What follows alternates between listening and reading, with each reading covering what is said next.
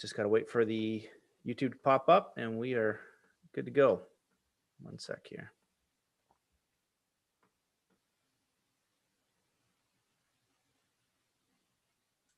Just got to wait for the... Perfect. All right, here we go.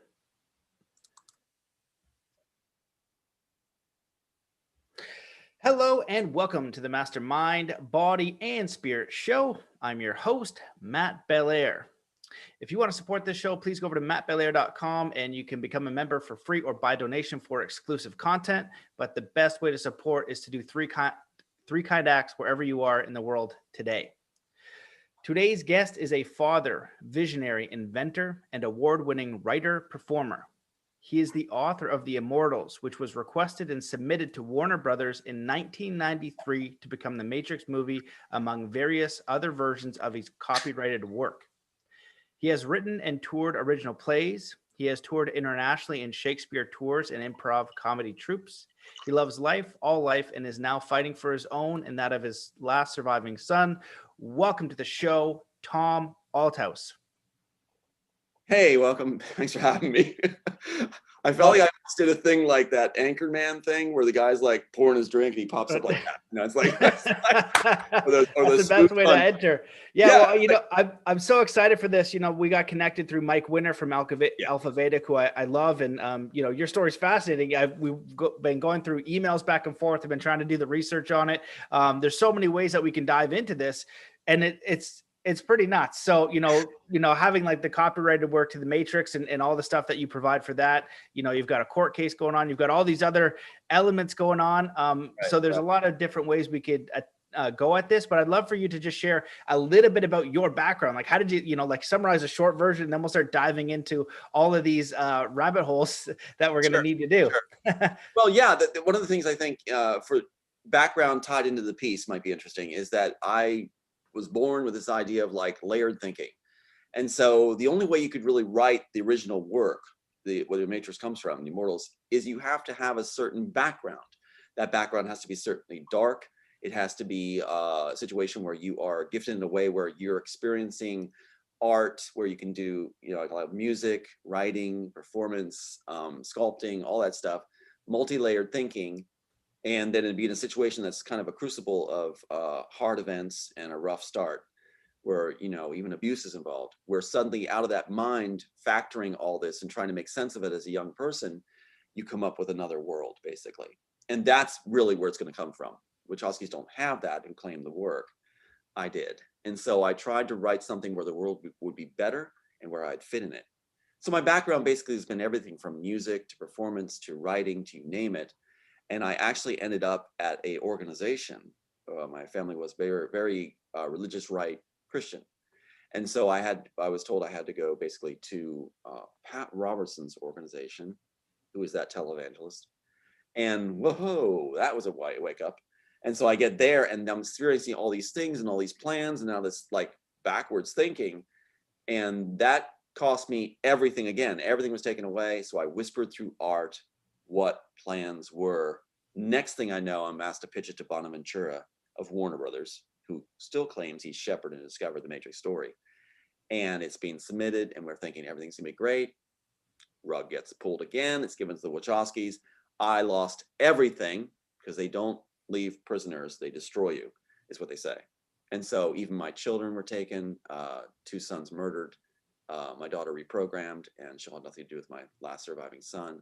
I'm told on tapes that my last surviving son is alive because they know I'm concerned for his safety. That's supposed to shut me up. But it was Aiden that said, keep talking. So basically that's a nutshell of the horror and the trip that caused the piece to be written. It was out of a desire to whisper through art what's actually being planned. And I didn't even think generations would get it in my day. And it's kind of interesting that people still don't really understand the work because they're getting it through a stolen version. And I'd love to put some of the pieces back together and say, here's where they come from and here's what it means. Holy crap. Well, that is incredibly intense. I know of a few horror stories from my work. Seeing like it's worse than people can possibly imagine. I also know what's possible from, again, my work and what you can do to an individual or families, including, natural health doctors, things like that. It's all real and it's all awful. So, and then a lot coming out of Hollywood too, right? Hollywood is just basically the evil cesspool, and I have other even random confirmed stories of, people that worked in Vancouver saying, we remember the year it went dark, where they were doing sets and costume, and all of a sudden everything that they would costume and set was all dark. It's all basically satanic and Luciferian and awful. So, one of the big ways to change this world, I believe, is through media. We have this big, essentially matrix in front of us that perpetuates these stories that are around murder and loss and all these horrible things, but nothing is being imprinted into the mind for positivity, for, all these solutions for the world. So where do you think we should take this? Do you think we should talk about like the big holes? And I love how, the Matrix, people will say it's a documentary, out there, it's become this, iconic thing, is like, it's a documentary. So how do you feel about that statement? Well, that's amazing, because at first they didn't say that, did they? It wasn't passed around like that. And then Keanu Reeves and others are starting to say that. Why? Because it was intentionally written that way. And I think to serve audiences best, I should hold up the work that was used on set. So what you have here is, for the US Copyright Center, the director and specialist both signing on. And you have this gold seal. You got this bolting system. They're the ones that told me to do this after they found out what was going on. And under it, you'll see the date. This version is 1998, and it's little scribbly there, but 1998 on that stamp, December 1998. This is what's used on set to make the Matrix. Now look at the title, The Immortals. Shuffle those letters around and see if you get Matrix, add an X. What the Wachowskis did, they tried to be clever, the ones that claimed the work, Larry and Andy now posing as women. And they just shuffle the letters around because they want to be clever. It's all about reversing, shuffling, things like that. That's why I want people to realize, when we go to share screen, why my name is in there. Why my name? Why do you have a character with two names? Neo is not just Neo. Neo is Thomas A. Well, here I am. So they're giving two names. They're mocking the author, is what I'm told by the story department personnel that called me to tell me where to look and see these graphics I'll be showing you. So that's how big this is. There is an internal battle. Now, we don't have a court case right now, because the first time we were brought to go to bat, it was on their terms and with their people in charge of steering everything. And that included an attorney, Tony Rankin. I'm showing this right now, jumping ahead to this, because if you go online and research my name, Thomas Althouse, Matt, an audience, you're going to see, oh, he lost his case. Well, take a look how they did it. Here's Tony Rankin, who's classmates with lead attorney Linda Burrow of Warner Brothers. He's not eligible to practice law. Well, there you go. You lost right away. Wasn't eligible since 1990. And since they got involved with him to throw our case, he's eligible now, sponsored by them. Lead attorney Linda Burrows and Warner Brothers team reinstated his license and said they'd be his expert witness if they ever need him. He was put in place to throw the case. So we haven't had our shot yet, but fraud has no statute of limitations, so we'll be back. But first, the documentary. First, educate the public, court of public opinion. And there'll be trolls coming on to try to steer that away. But we'll be showing evidence that that's what we're going to be bringing forward. And that's why their own attorneys are saying they're afraid of jail time, federal prison now. They know they can't stop this story. They said, in a quote we have on tape, Tom, you've won the chess game, they say. They're afraid of your power. That's a Disney contact recorded on tape for our documentary. So this happened years ago, and you've kind of been battling ever since to at least be recognized for your work and obviously compensated. So that would be years and years and years to kind of like push forward a ruse, you know what I mean? If you wasn't legit, plus to go through all those thorns and those terrible things that would happen and continue to happen. Also understanding how dark Hollywood could be, it's also putting you in a, precarious position. And that's right. That's there must right. be, some vehement energy to continue this battle. So when you talk about the documentary, what are you sharing there? Are you talking about the journey from writing the script and then going to Hollywood and then how it got taken and all the other things that unfolded? Yeah, I've left it up to the team. It's basically, we view it as a field of gold nuggets. What the Hollywood is saying in their players is that it's too much information. It's convoluted. No, How can you have too much information for writers? How can you have too much material and too much evidence for a story? It doesn't make any sense. That's backwards. Usually it's the other way around.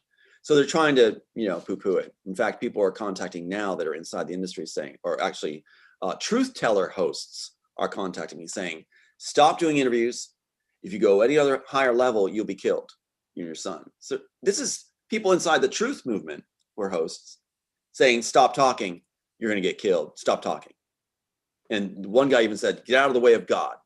Let God do it. Yeah, right. No, I'm going to continue talking. What I do is I look at it this way, Matt. My children were murdered, and I'm going to hold a picture up here in a second. Let's get to the dark side of this right away. They were murdered. I'm told they're murdered. Hollywood contacts want you to know they're murdered to get a response to enact what's called a 302. And that's where we'll get to some graphics again with Spielberg involved. A 302 means that you have said or claimed. You have to have someone say you said that you're going to murder someone. In this case, they're claiming my son. And like as if, and that you're suicidal. There's no way. So they recruit a family member, incredibly well rewarded, who once was a fan of your work, to say these things, and SWAT teams come based on the credentials she's been given by the Hollywood group. So that's what's really interesting is they play a game. They call it a chess game. That's their quote of the elite. They call themselves elite. And that's supposed to take your work. Intellectual property, and the way the government sees it in this country is this, the Pentagon at least. They see us writers as assets. We belong to the state. We are assets of the state. Therefore, they can take whatever they want from us, their mindset here, because that serves the needs to serve the state, protect the state. And so if you make a fuss, which the quote on tape from the Disney contact is, you dared to face them down. That's why this was done to you and your sons. If you dare to face them down, then you will be punished because you're getting in the way of helping the rest of the population as an asset. If it makes any sense at all, they view it that way, that your property is their property because you're an asset of the state. I'm like, wow, that's like, okay, sure. Well, give me a different country. So, well, that there is, from doing the law summit, they see you as cattle, right? So we're basically in debt to the International Monetary Fund, and your country's a corporation, United States corporation, as well as Canada and all the other ones. And so that's why in Canada they can just come take your land, because you're in debt. Canada, the corporation, USA, the corporation, is in debt to the International Monetary Fund. So then they come take your stuff. That's why we have the birth certificates and all that kind of stuff. If you look at the origin of birth certificates, and first of all, I'll say that's horrendous, and I'm so sorry to hear about what happened to your family. And I'd say, like, for a lot of people that might be a stretch, okay, like, sure, this is going on. However, from my own research, if you look at the documentary In Shadow, or I think it's called In Shadow, In Shadows, and I know some people have actually gone into the Hollywood sphere and through the festival thing, and before they were in, they kind of got this catapult to get a little bit higher up, and they said, you were right. Like, I didn't believe what you're saying. Like, there's a lot of dark stuff, but you were right. Like, one friend in contact that I have basically said, like, I saw something that, scared me to my core. Like, I, am no longer going down that path because of what I observed. And then also, you talk to Dr. Bear Lando from Alpha Vedic and some of the stuff that he's experienced with the natural health doctors. And then you look at Carrie Made, her plane automatically, it just randomly starts to go down, even though she's been speaking out about what's been going on in the world for a while. So, and the government being linked to Hollywood, Right. Well, that's the thing. That's the thing. Now the Hollywood studios are starting to, because of this work, they're saying, paparazzi even contact me. And they, like, Rick Leaks on Maui is top paparazzi on Maui. And great guy, actually, great guy. And these other friends of his in California, they're nice people, but they feel they got a bad rap. They feel they're just doing their job. And if the Hollywood people didn't do bad things, they wouldn't have to photograph these bad things or something. So I've actually been tapped to write their story. They want me to write their story, which I think is it's kind of fun. But the thing is that they're telling me that, yeah, a new Hollywood is forming, the dangerous people on your side in Hollywood, Tom, now, to stay alive. So that's the words they give. Now, why is this happening where there's a danger element? Well, keep in mind, this work right here is worth now over 1.2 billion and growing, they say. So if you have one writer worth that much money and this many people involved in the theft, then they feel that the good of the many outweigh the view needs of the one. And so basically you can destroy one family, buy off some of them too, and you've got billions in the pocket making more, and it's an investment that's going to grow. So one, intellectual property is the easiest thing to take, make money on, and not have to worry about being caught. You have your media to destroy that person, block, shadow ban, you name it, and you take all the iconic images that are cool, that are in here, out, and you just don't give it to the Wachowskis. You set it up so it can go to everybody who has a take. So the Cabal, I'll call it the Cabal. The Cabal has to make sure everybody's satisfied on the team. So here's what they did, Matt. I want to show you this. What you have is here. I'm going to give you first the example.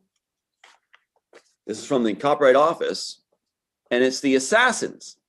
Okay, the Assassins, Wachowskis, their first piece they get to do. And you look under it, you see the Wachowskis, and you see Dean Laurentiis. Now, Dean Laurentiis in Paradise Films, Dean Laurentiis is the one that's famous for, or infamous, for whining and dining the Wachowskis and saying they're going to have beautiful starlets, they're going to have fame and fortune and everything. And their body of work at the time was only Plastic Man and Carnivore, which they're still peddling and no one's doing. Plastic Man's about a person who defecates radioactive material. Carnivore is about a person that eats people. Well, nobody wants it. It was too dark. But here's Dean Laurentiis whining and dining them when the Wachowskis dropped out of school, failed their painting contract, and their mom's or business, and their mom said all they did was play video games. So why are sci-fi groupies being wined and dined and then given this project? In fact, they failed at Assassins. Another writer had to be brought in. I want that to be digested. Another writer had to be brought in. And the Wachowskis did an article that said they failed as writers in Hollywood. It can be looked up in 95. And they'll have to pack their bags and leave Hollywood unless they're given a project to direct. In another article, I want people to get this, is they said they are hoping to be given the science project when they're asked what's next. Well, that's what this work was. This work was submitted in 93, my work, and I have the submission letter, receipt, tracking number, everything, to 4000 Warner Brothers Lane Store Department, and the friend of Bonaventura, Elizabeth. And what's interesting is you see, after Assassins, you see this pop up. There's Immortals. There's all these subtitles. No body of work. You're copywriting subtitles under Immortals? And there's Dean Laurentiis again in Paradise Films. This should be very telling to people. And an investment firm, biggest investment firm in the world basically is there, Netherlands. So you have Paradise Films again, Dean Laurentiis, and one more film company besides the Paradise Films and Dean Laurentiis is Dean Laurentiis Communications on the copyright of my title, The Immortals, and all those subtitles. Now see all those subtitles? I have lots of contacts in the business now on our side, helping, or at least playing both sides. And these subtitles allow slots at the Copyright Office so that anybody who has a take on this work can choose one of those titles and have a slot for the ripoff version. The Wachowskis were supposed to pick one of those titles, but they didn't, did they? They reversed the letters of Immortals and came up with Matrix because they were angry about another writer being brought in to finish Assassins and that they weren't being considered for the science project. So when they got it, when Joel Silver gave them an audition piece called Bound, fans will know this if they're fans still of them. Bound, they were supposed to prove they could direct, just like they said in the article. The only way we'll make it is if we can direct something. So they're given Bound to direct, and then they're given the Matrix title. That's why there's no copyright on the Matrix at first, not at all. So what happens is they didn't pick one of the titles on the Army of Darkness, or there's 342 other titles. They didn't pick one. That would have earned them a slot. That was the plan. That's the theft trail for the Cabal. Instead, they chose a name completely away from it and stuck in all my personal information to slap the face and have one up on the Warner Brothers group. But the Wachowskis were so arrogant, insiders from the story department, I know this is a lot, contact me and tell me exactly where to look, where all my information is. And that created the firestorm. That's why they had to supply their own attorney, who wasn't licensed, suspended license, ineligible to practice, to throw the case, so they can then say on the media, Tom Althouse lost his case and the story. Well, let's see what's there. Fraud has no statute of limitations. Educate the public first, whisper through art, through a documentary. Now, the documentary thing you're talking about, they're now saying it's supposed to be a documentary. Yeah, I was whispering through art. The original author was. They didn't say that originally. Wachowski simply were lifting images they thought were cool, hodgepodging them together, not worrying about the story. In fact, saying audiences can figure it out for themselves. not explaining it, not understanding it. You've got 6 generations of Zion. It's only supposed to be 1. Now they're on their fan page saying, fans explain to them it should be 1. It should be 1. You've got all kinds of films besides what they stuck in the Matrix. You got all kinds of films with my information in it from Universal Studios, Warner Brothers, Disney, that show Tom Althouse, my son who died, his birthday exactly and his name, right to the year, right to the month, day, everything's there. And now it's being told to me, such as Man in the High Castle. So all these images, all these layered graphics with stacked information in it, should the author win, they have a card to say, we were with you. We stuck your stuff in there. We're trying to warn people. We put it in plain sight. They just didn't get it. That's their ticket to be on the winning side, should my side win. Isn't that crazy? So in the films, all this stuff is planted.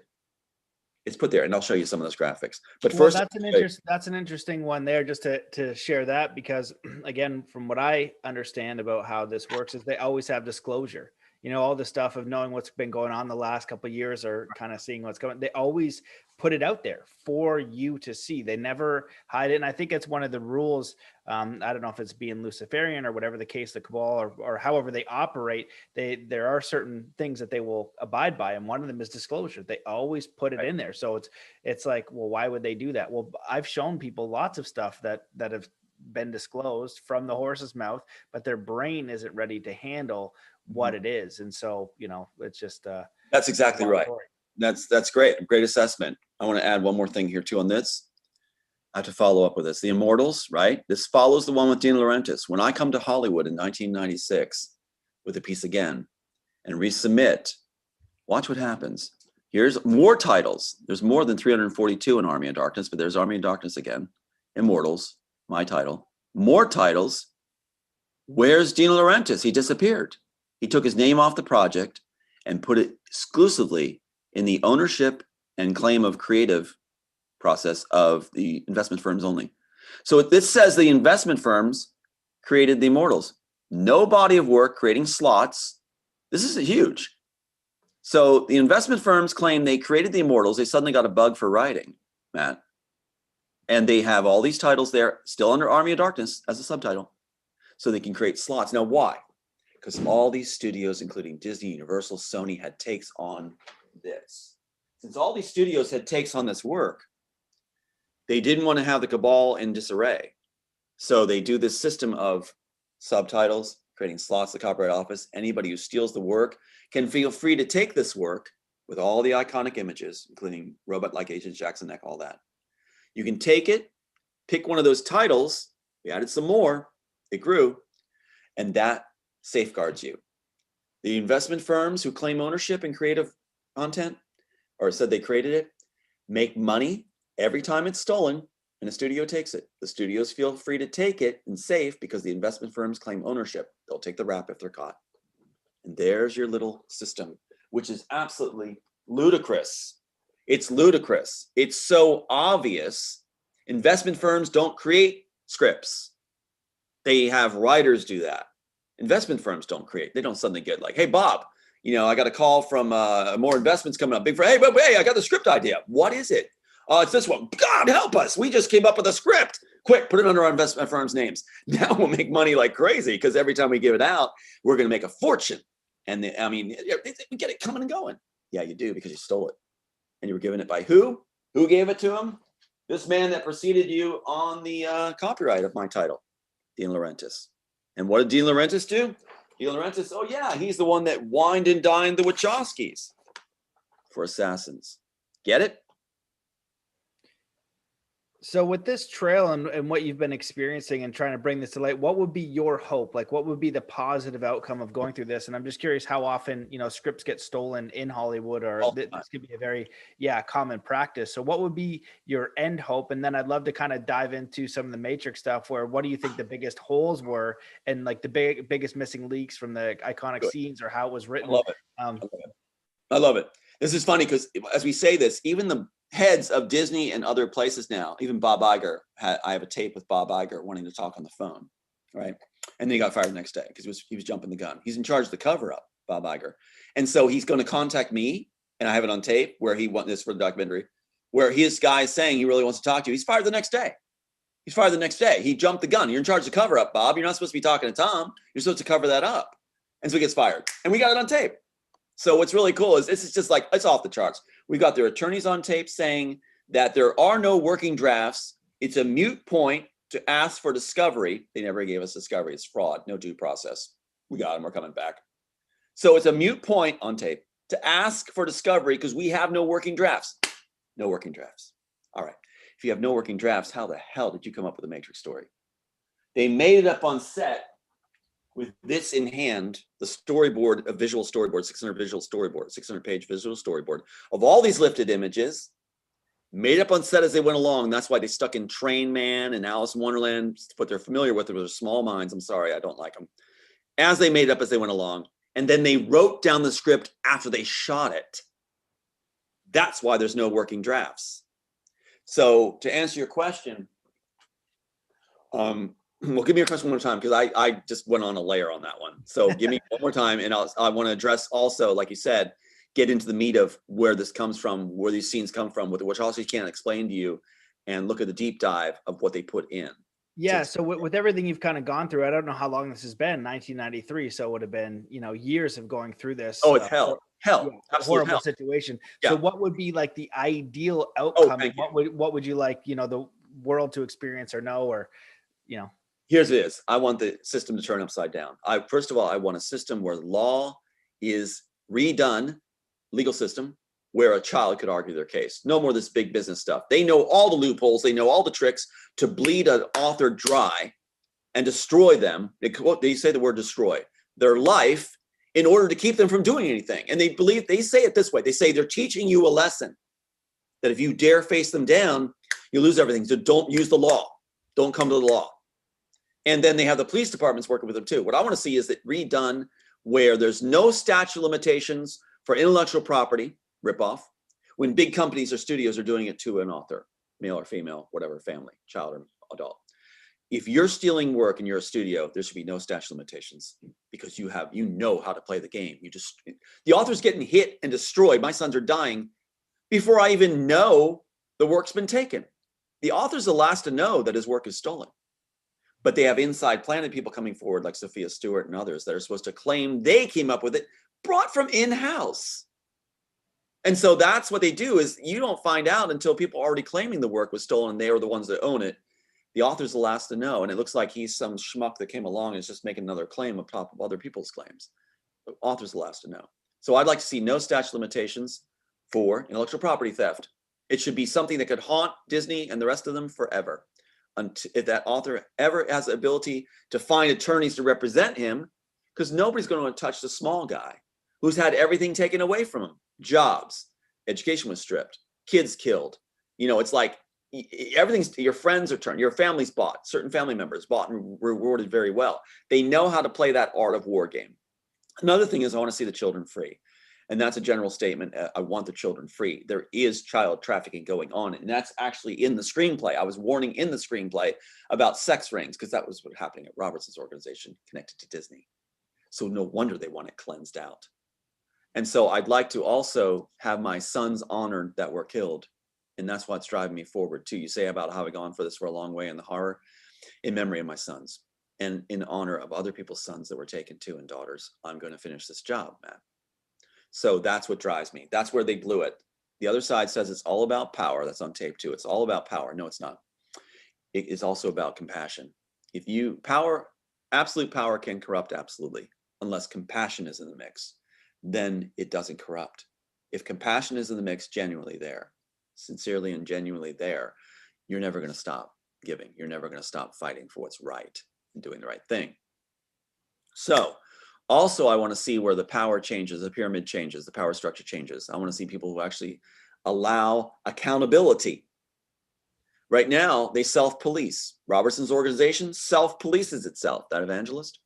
Yeah, Southern Baptist, whatever thing that funds him. They self-police. They do their own internal taking care of. You think that's going to do anything? And then the Bar Association in California, these Hollywood studios, they police themselves. It's their own attorneys that decide the judgment on themselves. It's insane. So what they have is, that's why, you just have this series of situations where they're not going to let anything change. They're going to keep profiting off of it. And I want to see the government agencies, certain ones, disbanded. I know it's a far cry. I want to see the FBI dismantled. They are a rogue organization that was formed for espionage, this kind of stuff. And they went wild. No one checks and balances them in this country. They are able to do whatever they want. And they learned that they could exploit the people they're supposed to protect and make a fortune. Better than poppy fields, better than prostitution. Intellectual property is the name of the game. They found their gold mine, their gold rush. So intellectual property, you help destroy the author. You help protect the studios that are stealing it.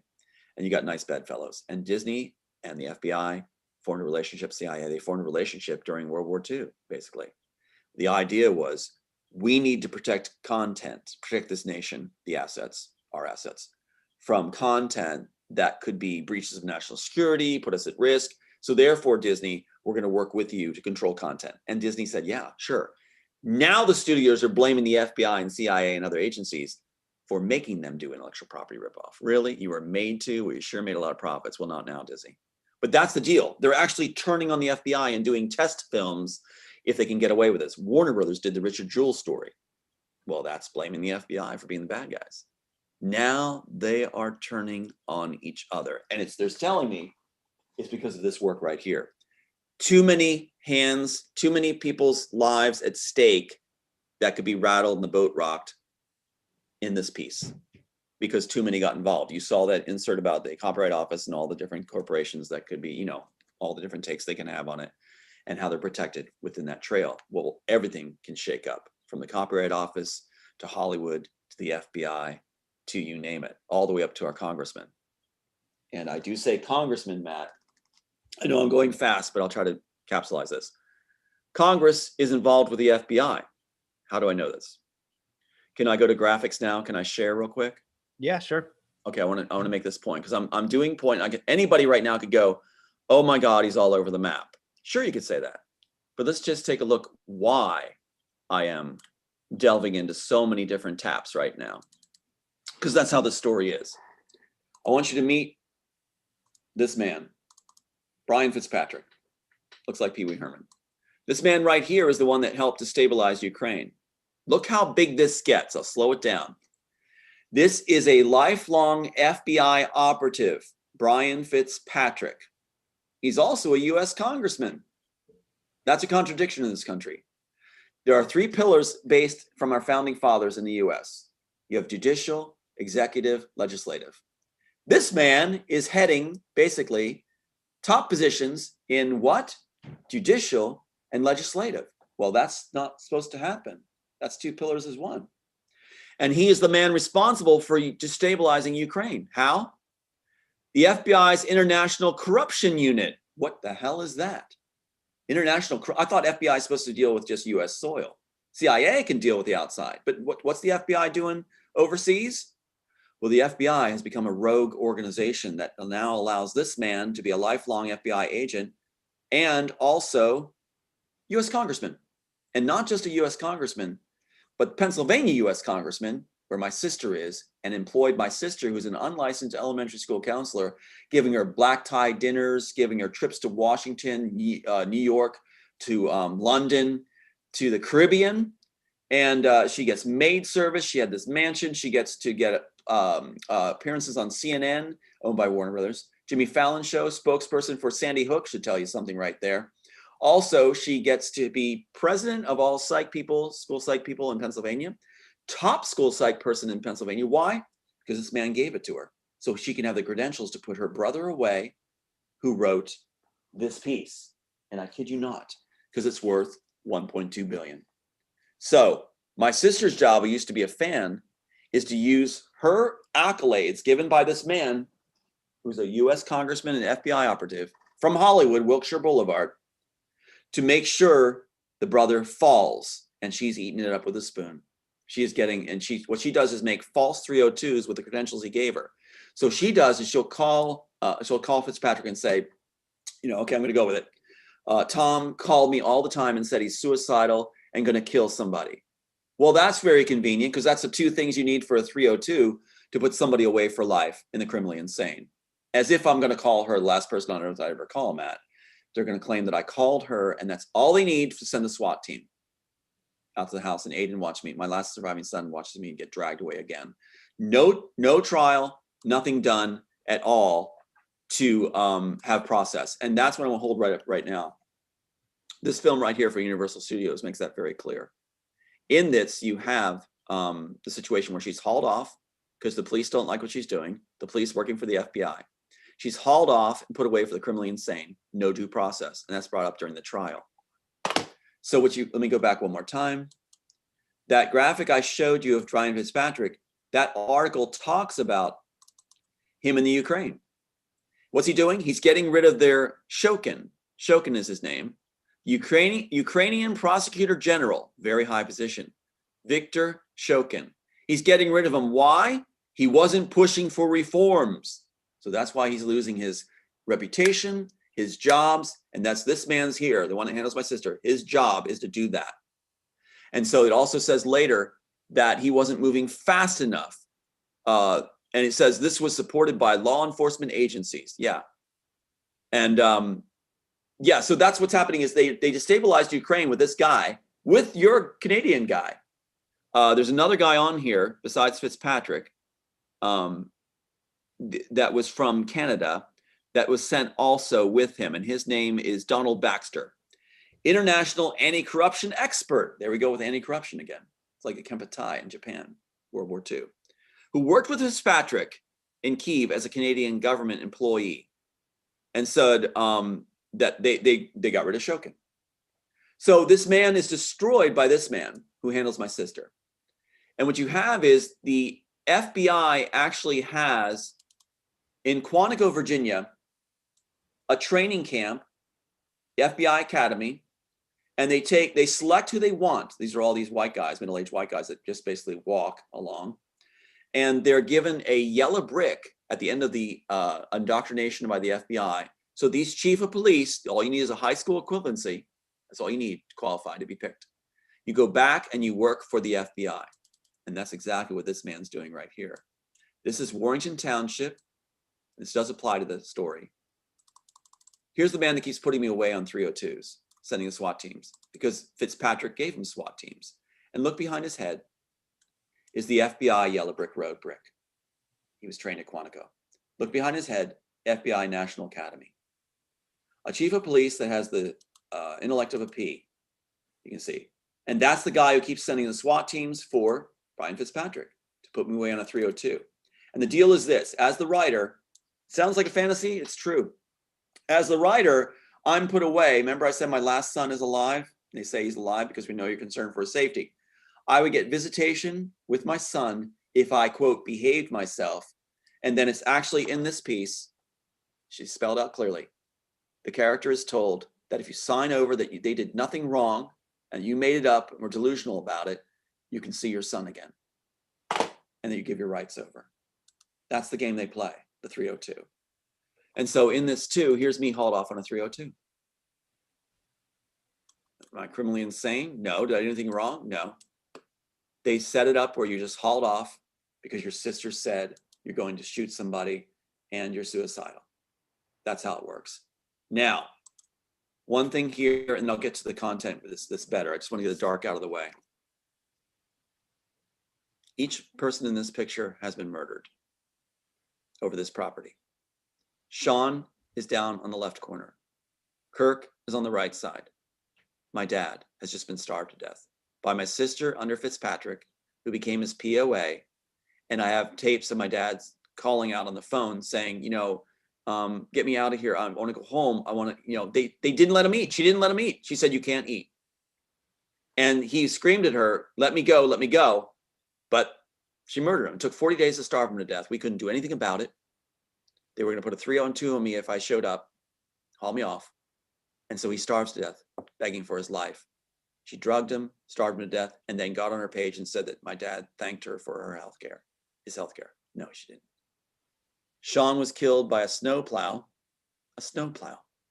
Kirk was killed in the bottom of a lap pool on a Japanese Air Force base.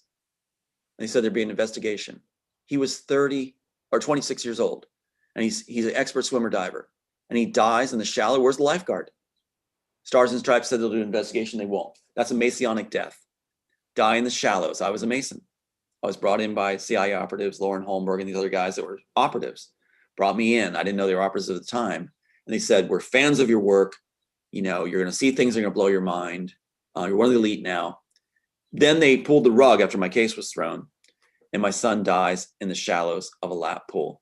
That's a Masonic death, to die a cable's length from shore, disemboweled, a cable's length from shore. That's what he did. He died in the shallows. And they let you know that's what happened. Your sons died because of your belligerence. Your sons died because you didn't let it rest. Your sons died because, quote, from Disney Contact, you dared to face us down. So that's what's going on. Now, I wanted to set that aside and cover the dark side of it first. That's the hardest part. And then I want to go to the matchups and show you what's actually in the graphics themselves, if I may. But any comments first? Yeah, wow, holy shit. I didn't see that coming. That's horrible. You know, the only thing I can draw a comparison in, when I started working on the human trafficking stuff, it was more horrible than I could possibly imagine. And it took me about 6 months of going through evidence to accept what I was learning.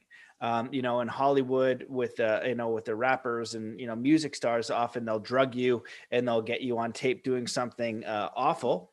And then they say, hey, you know, either sign this contract where everything you're going to get this. They're basically going to hose you through the contract, but we're not going to release this video. You know, initiations I'm aware of, and how they'll use different tactics, like very well drawn out tactics to, you know, do some pretty awful things. And it's interesting because I was actually speaking about this at my coaching group the other day, where I have a very wealthy friend, and he has a friend that's a billionaire. And he asked him, he goes, what's the difference between being a multimillionaire and a billionaire? And he said, when you're a billionaire, bring your harpoon gun.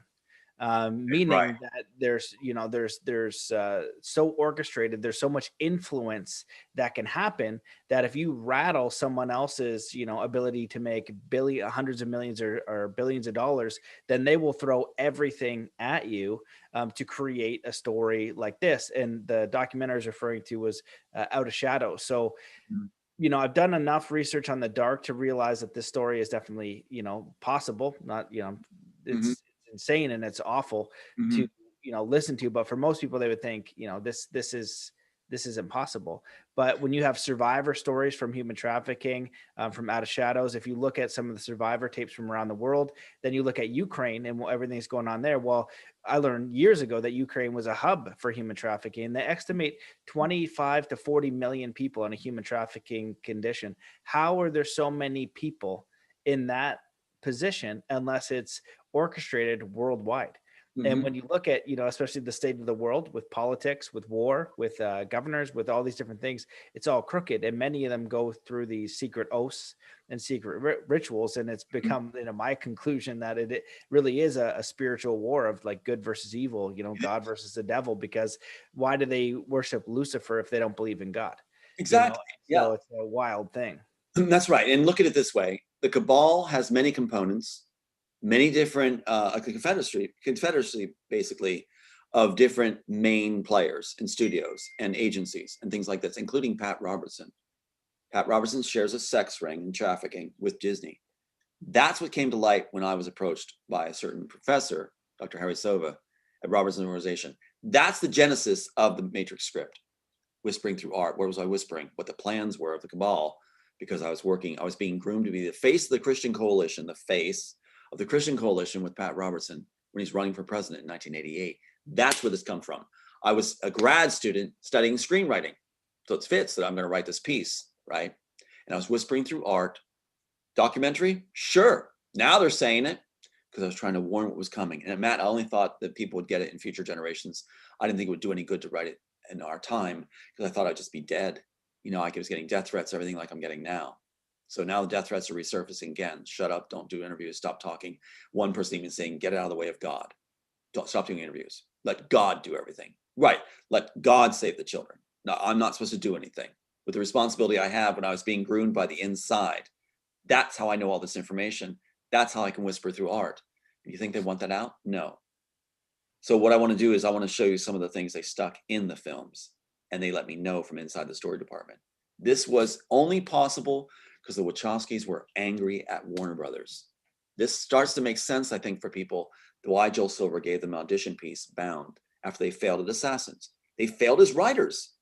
Why did De Laurentiis wine and dine the Wachowskis and promise them beautiful starlets and fame and fortune if they didn't do anything? If they flunked out of their business, or failed their business, flunked out of school, all they did was play video games. That's like picking the neighbor that just kind of drinks beer and saying, okay, we're going to wine and dine you. Why am I here? What? This is a great meal. What? You're going to have beautiful women and you're going to have fame and fortune. Why?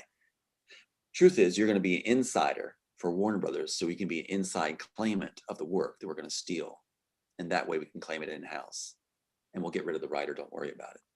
And so when they were taken off of Assassins, they got angry. They did not like another writer being brought in, went all the way to the Writers Guild West and said, look, we want our name off this project. They're very arrogant. Instead, Joel Silver shows up and says, listen, I'll save you guys. I'll give you a audition piece. You prove yourselves in Bound, you can direct. They said they had to prove they could direct. Then you'll get the work, the science project. And that's exactly what happened. And who's the lead character's name in Bound? This will lead us into the graphic matchups. What's the main character Larry picks for the name of the lead character in Bound that represents him? Violet. Violet is my grandmother's name. So maternal grandmother. Now let's go to the matchups if we may. Any questions on that at all? No, continue. This is this is a lot. Okay, here we go. Let's go to the first graphic ever shot. Here's the first graphic in the Matrix. Now that's hard to see, granted, but I'm going to tell you what's there, and I'll just point it out. If you can see it, it'll be fuzzy. I'll give you a cleaner version. Right screenshot. This is the first graphic ever put in the story. Now see how the page looks like it's turning at the bottom? See how it's blurry at the bottom? Right? It's turning. This is in for specifically a split second, Matt. This is a split second on the screen because you're not supposed to see this content. And the only way I'd know this is if somebody from inside the story department tells me it's there. Now notice it's flipped. It's actually a split second upside down first graphic shot, first scene shot, the interrogation scene in the Matrix. Anybody can check this out on any CD, DVD, CD, even VHS. And what you have is this. Now keep in mind, Susanna Bolgen, graphic designer for the Matrix project, said that anything in for a split second is for the Wachowskis' eyes only to keep the project interesting. Well, this is in for a split second upside down. Now we invert it. July 22nd. That's what records showed my birthday to be from 1996 to 1999 when this is shot. Yeah, my birthday was changed. My records were erased. My social security number disappeared. And this is what appeared. So the Wachowskis are showing they know the changed birthday. Interesting. Look at the name of the character, Thomas A. Thomas A. Well, that's me, Thomas A. Anderson is my Scottish clan name. Very clever. Now, people would say right off, Matt, why would they research you? You're a nobody. Why would they research? No.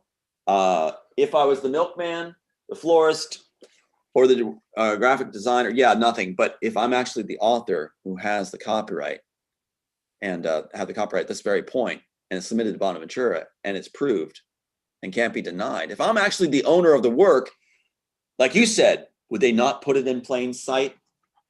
Is this not a clever way to put it in plain sight? So you've got my dad's name, John A., John Anderson, a Scottish clan name. John is my dad's name. You've got Central West High. All right, Central West High. So where did I put it? Right here. So we got Central West. They tweak it to junior high. But like I said, there's my diploma from Central West. We always called it Central West. Central West High. So there's my high school. What is the mathematical probability of having the exact author's high school name, double name, Neo Thomas A., Scottish clan name, dad's name, my birthday as it on records at this point, and in the column, TA 4099, TA was 40 and 99. What is the mathematical probabilities? We're answering that in the documentary. We're bringing the mathematician to explain. Then you add this. One more thing. In Animatrix, it's too many messages. Okay, Animatrix, the exact clock, exact birthday on the clock, 7/2/59, age 44, past it, 4 past the red. Very clever. You got age in red, exact birthday in black, very clever graphic. So this is impossible mathematically to happen by accident. So all of it is here. Now let's go further. Let's pop up that clock and my license. Here's the actual graphic from the Animatrix. This is 2003 when my birthday is corrected on records. They recorrected it. So there it is. Pop up my license. And is there any questions? I mean, come on. I'm gonna the trolls don't stand a chance here, but they're gonna still try. 7, 7, 2, 2. 1 before the 60. Lo and behold, 59. 1 before the 60. If that was moved, Matt, 1 degree, I don't have a case. But it's exactly 7, 2, 59. That's exactly spot on with the birthday. I am sorry. I wrote this stuff because I thought audiences were intelligent, and they are feeding stuff to their face. And you'll see trolls even come on your site. You're going to see it. Trolls will spear and say, this is BS. I got a BS meter going off. Really? That's my exact birthday. Well, maybe you can, like, because this is a lot and it's very specific. Like you said, you were groomed in like the Masons. Like this is stuff that they do. This is what they do. They tell you that, and they also, because this is a secret. And I don't. Maybe you can talk a little bit about. But they say if you expose anything, you'll get killed. You do these interesting rituals that escalate as you go up, and it's a very mysterious. So I can't confirm anything that I've read. I just kind of like, okay. Take a vow. Matt, we take a vow in the Masons where you bare your chest. You actually strip your shirt off. You enter, and it's like sackcloth kind of thing. And they put a tip of a sword. One of the brothers puts a sword against your breast where your heart is, and you recite the vows. And in those vows is, if you ever turn to traitor, you will die disemboweled a cable's length from shore. Kirk died in the shallows of a military base lap pool, where the lifeguard just mysteriously disappeared, and he was able to drown, was revived, and then Stars and Stripes says he'll do an investigation, and he's dead, and I'm never allowed to see the body. He's cremated. Military killed him. Military has cameras at that pool. They allowed him to be killed. The military is not going to rescue the U.S. They are not in to save us. That is a lie in order to get people to be complacent, to think it's being done for them. Part of the narrative being spread in this country. So the Pentagon's in on this. So what you have is, here is a shot of what clocks are supposed to be in the industry. 10 after 10, the smiling hands. This is what clocks are supposed to be in the industry. And yet, here's what's in the Animatrix. The exact birthday. I want this to sink in for people, because you're going to see trolls try to debate this stuff. No. Now let's go to something chilling. Remember I held up my son who died? His picture, his face, right? Well, let's go to something I want to show you right now from The Good Place. If I can find The Good Place file. Come on, Tom. Oh, where are you? Where are you? Okay, I'm going to come back to it. I want to show you. What I'm going to be showing you on The Good Place, when I find my file, I know it's all over the place. That's how busy I've been. In The Good Place, you're going to see, if I can find it, here's what it is. They have the main characters, Sean and Michael, are the evil ones in the afterlife. They're deceiving you. The Good Place is not The Good Place. Sean and Michael. Sean Michael is my son's name. That's Sean Michael right here. Sean Michael, his birthday is October 14, 1982. In The Good Place graphic, if I can't show it, I'll send it to you. In The Good Place graphic, they have the birthday of the main character, October 14, 1982. His exact birthday with the main character, Sean Michael. That's what they're doing. Like you said, they put it in plain sight. They're rubbing it in and letting me know that the death of my son is being mocked as the evil one in the afterlife. Exact birthday, exact name. Can it be denied? No. If I can find my file, I will, but I will be sent. If I don't find it, I'll be sending you the copy of it. All right, because I'm not going to let that slip. I'm not. So, you know, like I know we can go deeper on this because I've seen some more evidence that you have in going through this story. And like I said, when I went through the human trafficking stuff, I heard of similar stories. Very, you know, it's very easy to use the mental health. There are, you know, if you look into Hillary Clinton and stuff like that, and how many random deaths are around her, and like all these, you know, these famous people just dying at certain times. And when you start to understand the Masonic rituals and things like that, then it becomes very clear what's going on, because it can't be held to coincidence. So that's right. If that's the case, and it's this big, and human trafficking is that bad, and Hollywood is this dark, which I believe are true from my own research, and you're one story. And if you listen to any survivor stories from satanic rituals, you look at the work of Marina Abramovich, and some of the survivors, you know, not her specifically, but other ones, it's so dark, your brain can't even handle it. And like I said, it took me a while to figure that out. So if it is the case, my question for you is like, do you feel any hope for this? Like what, Yes. when it's Yes. so big and it's so ugly and it's so dark, and you have these stories coming out, it's like, well, why would you even, you know, most people wouldn't even have the capacity to deal with a situation like that, to be like, this is too much. Well, they answered your question on tape, again, from context. I tape the context from the inside, from Disney, Warner Bros., others that give me information. I put it on tape. Here's what he said. They say it themselves. Tom, if you're smart enough to write the Matrix story, you're smart enough to follow the trail. Yeah. My responsibility, my mantle of responsibility now, in light of the memory of my sons, not ego, memory of my sons. I haven't seen a dime. In fact, I've lost so much. I keep going. It's not about Tom's out to gain. No. My responsibility is to reveal all this. If I'm smart enough to write the piece, yes, they're right. I'm smart enough to follow the trail. So my life had to been dedicated away from creative art, which I love doing, to sleuthing, and I hate it. I hate this job. I hate it. There's no glory to nothing, anything, no joy. But I'm going to finish the job and free the kids because I learn more and more as more contexts tell me more. See? And there's this game of they try to tell you stuff to win your, to control you. You can befriend them in order to get information. And that's exactly what I've done. And I've run the tape recorders. So I've got them. So now the thing is they are realizing they're caught. So do I have hope? Yes. Is everything going to change? Yes. I know exactly who the players are, how they interconnect. Pat Robertson's the weakest link of the Cabal. They have a Cabal rule. Nobody in the Cabal reveals the Cabal. Fight Club. Nobody reveals the Cabal. If you do, someone has to pay. If you do not eliminate your target, somebody has to pay. Somebody's responsible and will pay. So if the people responsible for eliminating people like myself don't succeed, even publicly smear properly, they have to be destroyed. See, there's always a price to pay in the Cabal. That's the rule that keeps the engine turning. And that's the inertia energy. So if you go back to this, right? Yeah, does that answer the question? Yeah, and the other thing I wanted to touch on that you spoke about is the just the brainwash. Like MKUltra is a real thing. You can look that up, and you know you can look at just the work of Darren Brown and what he's capable of doing. Then alone, when you bring in abuse, and forget his name right now, but one of the guests, he wrote a book called "How Science and Sakaris." Forget his first name.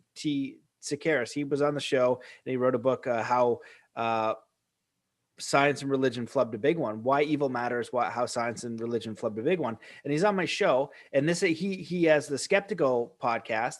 And you know, I remember. So one part of the show is like, you know, if you figure out who you are, what your passions are, what your values are, you can design a life that is meaningful to you. And he's like, oh, I don't know about that. And he's giving me pushback. Meanwhile, like he's got the Skeptical podcast, but he starts out with this example. He goes, you know, if we know that people are torturing children to such a degree, so it makes it easier for entities like spirits to enter the body, we first need to understand if this is true, if this is actually what's happening. So he knows that he's very skeptical about everything, but he's had enough evidence to know that that's actually happening to kids, you know, and they're doing this, but he couldn't fathom just knowing your values and designing a good life. I was like, what is the imbalance here? Let me add something to you there that might help, that might go along with what you're just saying. I think you just said something beautiful. Why did I write the piece? I wrote the piece so people like myself can fit in this world. And they're telling me that I changed the world. The work changed the world. I was simply trying to fit in this world by changing how it works. People like myself that are like yourself, creative, geniuses, whatever, test as genius, okay, whatever, but gifted, compassionate, would fit in the world. And so what happens, they say they put me in my own story. Well, they're in our world now. The world is changed by artists that want to see a better world. That's really cool. So the hope is, yes, it's our world. We wrote this world, we're given this world, created this world basically through our art that we would fit. That's what's going on. And so, so what I want to point out too is that that's why you drive it home. The children, the ones that are killed, you do it in their memory. And now they're trying to say my sons never existed. They're so afraid of this point. But let me jump now to, I want to go to the graphics real quick because I want to honor what I said before we run out of time. But I hope that helps. Does that make sense? I wanted to add that we're creating a world we fit through art. And that means that's the hope, is that this is the world people could have is the good one, because we wrote it out of necessity to make a world we fit. If that makes any sense. All right. Comment, you want to have any thought of that? And then I'll jump ahead here. Well, yeah, it kind of just makes me think about, well, the movie The Matrix, right? You've got this one agenda, which you look at Agenda 2030, and they want you to eat bugs. You know, Canada's got now the largest cricket farm. I don't know if it's built yet or being built, right? So we can eat crickets. They talk about own nothing and be happy. Then there's this agenda to basically, you know, from researching this stuff as a kid, they talked about removing the ghost in the machine. And that's what electroshock therapy was for. They want to see if they could zap you to a degree where you basically became a robot, and the ghost being your soul. Right. And so they're so afraid of the soul. They're so afraid of God. You know, they're trying to eliminate that and make you like a robotic human, or whatever we call it, a cyborg. Take the place of God. That's exactly it. The theme in the piece was man tries to outwit God, God outwits man. And so very cool. Let me wrap this up on this one right here. This is Sean. So the end of that, though, is like, you know, that's what the battle, it seems to be. It's either going to be human flourishing with spiritual values, you know, under God, a creator, however you see that, right? What we all know in our heart and our soul, right? When you hurt somebody, it's not the ideal thing to do, just as basic common sense, but they have to remove all morality. And there's a quote I saw from one of these, I don't know if it was Masonic or it was one of the kind of the darker ones. It says, if you remove all morality and compassion, you can do whatever you wish to a man. That's what it is. Exactly. You're going to see an evolution of man and women too, where people will sometimes say, you talk too fast. You're going to see people talking fast in the future. There's so much information. There's so much going on. We are going to become more and more talking very fast and thinking very quick and moving very sharp and thinking in layers. The Neuralink that I came up with in my work, was something I was warning about, was not necessarily good. It's something that you become dependent on instead of the muscle memory of memory. And if it's pulled, you could have the state take away your memories. You could have everything where you're a drooling idiot. That's all you do is pull your plug, pull your jack, pull your memory chip. Once that's gone, the Neuralink's pulled, you've been dependent on it, it's over. That's in the piece too, about thinking on what matters and such. There's a whole nother level, another show about that at some point. But then here you go. This is Michael, who's in the afterlife. He's bad. His boss is Sean. My son's name is Sean Michael. Then you go to this. Watch this. This is how clever they did it. Phoenix, Arizona, known for child trafficking. And what you have is, let me throw this aside here. You have this situation of October 14th. See October 14th down there? Yeah. Okay, that's my son's birthday. And trolls will say October 14th can be anything. Yeah, it can. But then you have this shot. Look how she says 1986, right? The next shot says this. What I used to tell people when I lied about my age, the actual year, 1982. So what you have is this, Matt. My son's exact birthday, strung out so it can't be caught in one shot, October 14, 1982. That's when my son was born, Sean Michael. So they stick it in the good place to mock. And a lot of people saw the good place, knew that something was going on there. The only way in and out of the good place is the train station. This is Universal Studios. The only good place in and out is the train, as in my work in The Matrix too, lifted in The Matrix. And you have the architect with the silver pen. It's just a little too much. Now let's go to the, I'm just going to race ahead here. What did Spielberg put in Minority Report? Take a look at this. Captain John Anderton. So there's a T added to Anderson. Captain is my dad's rank. John's my dad's name. He's going to be guilty of pre-crime. What's the pre-crime? His son Sean was murdered. Tom Cruise's character is going to be put away on a 302 in stasis because he's going to commit pre-crime, they say, because his Sean's been murdered. Sean's been murdered, his son. My son Sean was murdered after this was made by Spielberg. They put it up here. Captain John, Captain, my dad's rank, John Anderton, just like John Anderson in The Matrix. My dad's name, Anna T. tweaked. This is pretty wild. And so you have this whole thing with the Philip K. Dick novels, which is so cool because that basically looks like prophecy almost. It's like all these things they're drawing from, like Men in the High Castle, are from his novels, and they're sticking in graphics that are pretty wild, very wild. I want to show you this. I'm going to the Matrix inserts real quick. This is pointed out to me. You see that train station, Teak OKU station? The clock has 7-2 backwards, and you probably know about this. 7-2 is my birthday. You saw it in the clocks. Now also they'll have 7-2 throughout Man in High Castle on the clock. 7-2. I have examples of that, but it's backwards on the clock here at the train station. You have 5-10, the mirror image of 7-2. This is done in the industry as an Alice in Wonderland thing to say that your life is in disarray. Your life is in disarray. Your life is over as you know it. You're ruined. You're destroyed, as they say, destroyed. Teak. Teak is the name of the person I pitched the work to Bonaventura with. She was there. Otika Cabal, Senator David Boren's niece. Also Paul Ryan's distant cousin. So what you have is these top Republican leaders' relative. She looks just like that. That looks like Otika. Teak, her nickname. Where did she graduate from, Matt? Oklahoma State University. See it? Oklahoma State University, Teak, my birthday backwards. When I lost Teak after the work was written and submitted, my life was destroyed. One more graphic for Men in the High Castle, just for show you this. These are pointed out to me by people from the inside right now, so it can't be debated. Right now, they're pointing out this. Remember 7259? Well, I'll just pop that up real quick, and then we'll go to the graphics from the Matrix again. 7259, let's take a look. 7 is $7 bills, 7. Look at the serial number. This is how you said they put it in plain sight. 5, 63 is 9, 32 is 5, 63 is 9, 59, 59 twice, 7, 2, 59, 7, 2, 59. I wouldn't be putting this up if it wasn't pointed out to me. This is what they're telling me to look at. Look at this one. Passport of the Assassin. I'm considered a traitor of the Masons now, a traitor of Robertson's group, traitor of the Cabal. I was being groomed to be the face of the Christian coalition, be a top person to mislead the public. Instead, I'm warning the public. Therefore, I'm a traitor. Here's the traitor assassin. And look what the hands were covering up at the bottom. July 2nd. July 2nd. July 2nd. It's right there. These are not accidents. This is what's called stacked in the industry. Stacked graphics. Let's get away from this right now. That's Man in the High Castle. That's a good place. Here is Space Force. Look at the allusion to 7-2. The name is Naird. That's Mark Naird. My brother, who's the attorney brother, is named Mark Laird. So everything's different except they have the N for nerd. Mark Laird is Laird. Mark Naird is Naird, and he is Space Force.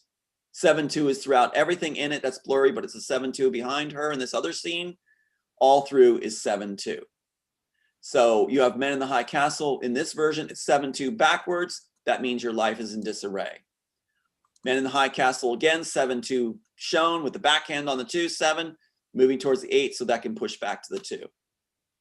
Now let's get to the Matrix. I'm hurrying along because I want to get to the Matrix and serve what you were asking. So here we go, Matrix, get out of here. All right, here is train station scene, original pages from the copyright preceding the Matrix. Keep in mind there's no copyright on the Matrix. Everything I say is, vetted and checked anyway, so I just say it. Here's actual script down here. Jim passes through a wall. Jim Reese is the name of Neo in the original work.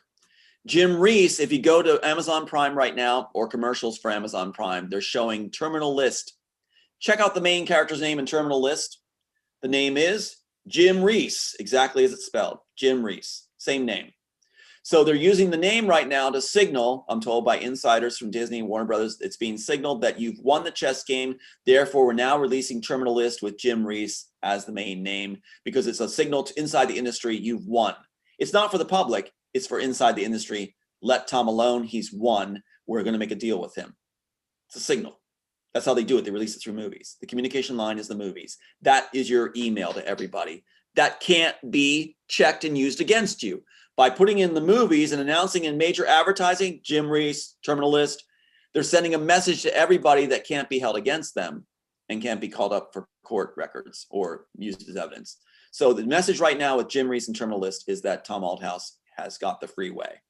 So a deal's supposed to be made, and that's what context are talking about. It's their communication outside the public realm. Plus, they have plenty of trolls that will poo-poo it and negate it, so they don't have to worry. They have them working for them to make the public look the other way. So here we have this train station scene from the original work, showing the clip from them. Okay, their clip. Notice it's a crowded scene, but they had to reduce the budget. That was what they told the Warner Brothers. They reduced the budget, so they made it a static scene. They also blew it by making a well-dressed couple. A producer from Hollywood contacted me and pointed this out to me, since they are fans of the work. They said, look, it's a well-dressed couple. It makes no sense. You had these poor people that were desperate to get their kids into the program, haggard woman, because they're desperate to get them to a better life that they can't follow into the program. So they're begging people to take them, like our character, through the liquid mirrors that you can only pass through if you take the red pill. See how it lines up? That's the story ripped apart by the Wachowskis, who simplified the budget and well-dressed these people. Well, if you're a well-dressed couple, the producer pointed out, why would you be shipping your kid away from you? Why? No, it's about love. Really? Yeah. And since Neo is running down the corridors of the train station like an Escher print, coming back and like, oh, I just appeared back. That's the Wachowskis making up as they go along, throwing in the train man too. There's no business there because they took out the silver liquid mirrors. If you have the silver liquid mirrors back in, that makes sense how Neo's trapped. If he's cut from the program, he can't pass through them, right? So, but they want to be cool and lift that image for elsewhere where Neo's given the red pill, blue pill, and sticks his hands through the mirror. They're lifting the images, simplifying everything, ruining the story. I'm talking fast, but I hope that makes sense. So here we go to another original page of the story. This is interesting. Look at the top part boxed here. Original work, preceding Matrix, 1998 version. A young driver is having a blast, operating the tunneler and playing loud music. He watches a screen showing the scrolling map in green with blips on it. The green scrolling blips, the headphones, the loud music being played. He's navigating. There's a navigator. Exact match. They lifted everything exactly from that description as they made it up as they went along. They thought, this is cool. Keep it all the same. Sit down there, Mr. Guy, and we'll put the headphones on, play the loud music, watch the thing, watch the green scroll, just navigate. We'll just take it exactly the same. Here's the tunnelers. Here we have that. We have, God, it's all there. Anyway, so there's this is from your this is original pages. This yeah, is that you have copyrighted and notarized, correct? Yeah, I can turn, yeah, right here. I can turn to the page right here where this is right now. That is 110. Let's match it up. I think it's a great point you just said. Stop share screen for a moment. I'm glad we're covering this. Well, and I'll kind of go back to one of the other things you said about communication in Hollywood. This is something also that that I discovered in my research, right? And people watch the movies. It's all propaganda, what they want to do, what they're going to do, what they have done. It's very, very obvious. That's right. Thank you for sharing that. What do you see here? 110. What do you see? Young driver, right? Young driver. Let's go back to the clip.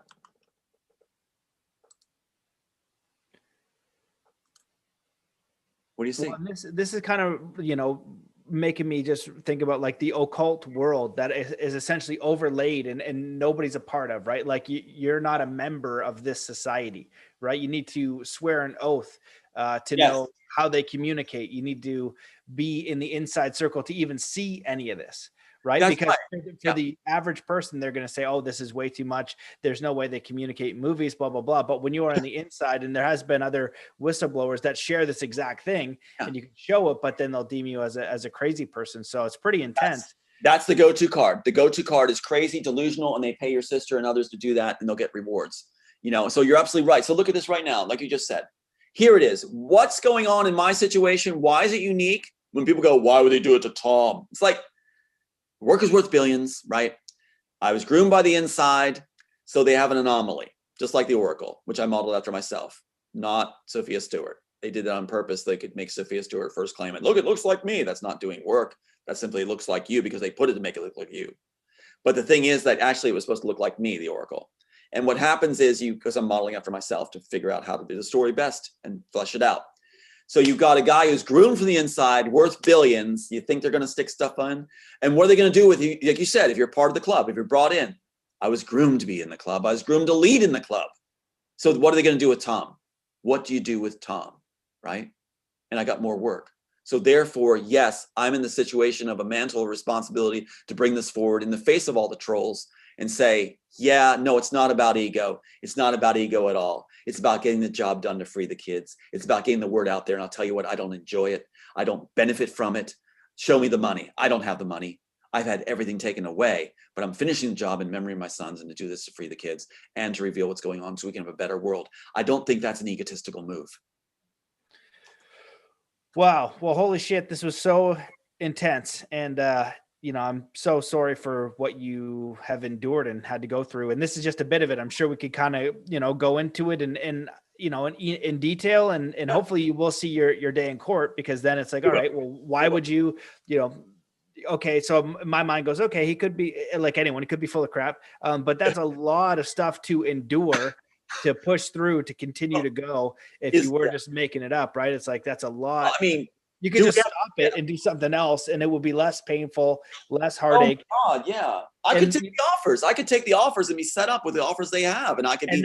And that's another one of the tactics, and why so many people sell out. Become controlled opposition or compromise, is they go, hey, we're gonna blackmail you, right, by getting something on you, drugging you, filming you, doing all these different things. So you can either have that leaked, or you can have a bunch of money. Which one would you rather have? And my last son's life is at stake. They made that clear. My last son. And look, you see, like, Jack's the back of the neck. The whole thing with Neuralink is here. They gave it to Elon Musk. They gave it to Elon Musk, my work that's easily copyrighted and proven that I came up with first, all the ramifications of Neuralink. And they give it to him. And then you got Underground Council, Field of Pods, everything's here. So I'd love to do something another time, but there's so much here that's obvious. And so they don't know what to do with this story. They do have the trolls coming forward and saying, he's full of garbage. He's a liar. You'll get contacted probably and told, oh, he's evil. He's deceptive. I got the copyrighted script. I've got the proof. And then you asked such a valid question. Why would I do this? This has been 3 decades of hell, and I've lost everything. My last son's life in jeopardy. So if I was making this up, yeah, that's crazy, because there's nothing at the end of that rainbow. But if I can make a difference, and I've got the proof that's irrefutable, they say it's irrefutable. I got them on tape. We were doing a documentary. Then I've got a responsibility to finish this. And I'll tell you, Matt, I don't want the job, but I'll do the job and I'll finish it, but I don't want it. Death threats, everything else. Yeah. Wow. Well, Tom, that's incredibly intense, man. And I wish you all the best in, your endeavors and your pursuit. If people want to follow this story, if they want to do more research, if they want to see some of your more interviews and kind of learn more, where can they go? And, as this unfolds, we'll kind of see what's going on. But the sad thing is, I have seen a lot of stuff where it is as bad as you think. And the more of this that gets exposed, I guess the last question I want to ask, like, are you optimistic in understanding, like, being in a part of that system and, knowing some of the inner workings? Do you think it's going to level itself out? One of the things I've heard is that they know their time is up. And so they're doing everything they can with the one world government to crash everything down, to enforce this basically next level total beast system. So they're just forcing it. Do you feel like that's where we're going to go? Or do you feel like we're going to be able to overcome this? I think it's a fantastic ending question, is that in the work itself, the idea is that a one world order is coming. That one world order is offered by offering an immortal program. The program, that's what the Wachowskis didn't understand, is to bring that one world order to be by offering it to all kinds of dignitaries, their wives, their children, their families. And that creates the one world order, offering the immortal program. That red pill is based off the blood of the children, growth hormones, and that's why the red is bad. They made it good. The blue pill is the author's eye, and the blue pill, I came up with it on the fly when I was writing, because it was flowing so fast and well that I needed a device for how you enter the program. And I thought, I don't like shots, I'll get the pill. Blue pill's good, red pill's bad. That's a signal you're going to see now. If people are getting it and waking up, they'll say they're blue pilled, because that is what was intended in the original work as the bootleg pill of Underground. The red pill is what they made good, which was my bad. Red is bad, blue is good. Red is the blood of the children. So what's interesting is they are now saying that I've won the chess game. They're saying that in the piece itself, one world society is going to happen, but we, as Neo and the other characters, could make it a good world. They're saying we're in our own screenplay. We can make this a good one world society. If that's all the choice we get, let's make it a good one instead of a bad one they have planned. So now they're talking about, they're turning on themselves, they're revealing the FBI, they're turning against each other, and we have a chance now to make the very thing that happened in the screenplay a good world society, because they're looking to us to possibly lead it. The ones they groomed, they're now looking back to fix our problem. We screwed up. They're actually saying we screwed up. That's happening on the inside, whether trolls are attacking and trying to diminish to get final pieces of reward and honors by, we pulled a hat trick off out here. The actual heads of these guys are saying, you've won the chess game. We're looking to you. Fix our problem. And that includes Disney. That's why Bob Iger was contacting me. There's a chance. And now the truth movement, a lot of times, real quick, is saying, Tom, do not work with Disney. They're evil. They're Luciferian. No, Disney is a business. It's a ship. It is an organization with good people in it also that would like to see a change, and they can move up once it changes. We can take the ship and make it go a good direction. It is a ship equipped that we can take for good. If they're making offers right now, I'm not stupid. I'm smart enough to write the whole story with all the layers in it that people still don't understand. And I'll be explaining till I'm blue. But the thing is, I can be one of those guys that helps steers the ship the right way. And in the piece itself, in the Immortals screenplay, it seems everything's coming true, even from fake Oval Offices in it. My character does enter into the other side and does work from the inside to make a better world. That's in the screenplay. So I have a journey ahead of me where even truth community people, lower echelon, are saying, don't enter the program. Don't do it. You're in God's way. Don't do that. You're doing evil if you enter with them. No, I'm taking a ship with some good people in it. If Bob Iger and these others make the offer again, I will go on the inside and I will do my work and I'll try to work from the inside. You need a guy on the inside. So I'm going to do what I can. And I think that's a good move, a courageous move that needs to be done. If you want to turn things around, get on the inside. Well, man, well, like I said, this is incredibly intense. I wish you all the best in, your future pursuits, because it sounds like you're not letting this go and this isn't done. And there's lots more to happen. Where can people follow your work or find you? And great question. Redpillrising.org. It's an outdated site, but it'll have at least contact information, things like that. You can see there if you want to help support what we're doing. We're actually putting a thank you to all the people that even gave like $5 or whatever to help us do the documentary. But the thing is that's there too. Also Facebook, you'll see, or Twitter, you'll see Tom Althouse on Twitter, and you can join me there. That's one of the easier platforms, I guess. Facebook, Instagram. Facebook, you'll see a picture of me and Aiden on my shoulder, my last surviving son, on Maui. And we're in the picture there. So Facebook, Tom Althouse. There's also other pages like The Matrix Redeemed on Facebook, and also Tom Althouse writer page. But I do want to say, yeah, it's going to be a better world. It's going to happen. We're not going to let this go. And we may not even need a court case at this point. They're caving like crazy. We may just need to do a documentary. They're talking about making the real life film. Attorneys in even Hollywood, California are saying that's where it's even better than The Matrix, the real life film. They get goose flesh over. So that's going to be made. And also the film as originally written, you'll see this with everything coming back together, and audiences will finally understand what it means, not ripped apart into 4 series ripped apart, but actually back to one film that explains everything, all the components back in where they lifted them. So I'm sorry I talk fast. I think fast. There's a lot of us. That's going to be the wave of the future. You're going to see people talking fast.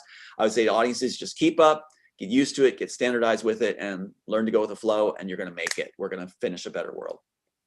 Well, I'm very happy that you're optimistic after everything you've been through. So just thanks for, coming on the show and the work you're doing, and definitely send, prayers and support your way for finishing this journey.